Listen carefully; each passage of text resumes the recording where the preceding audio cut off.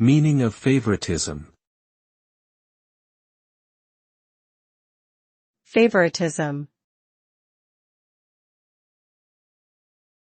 Favoritism.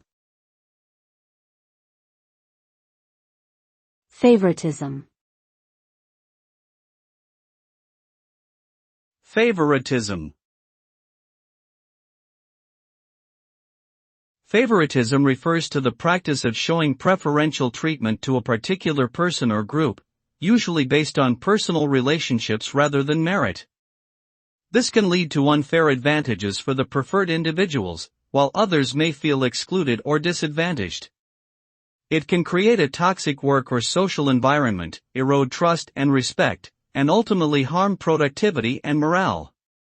Favoritism undermines the principles of fairness and equality, and should be avoided in all aspects of life to ensure equal opportunities and a level playing field for everyone.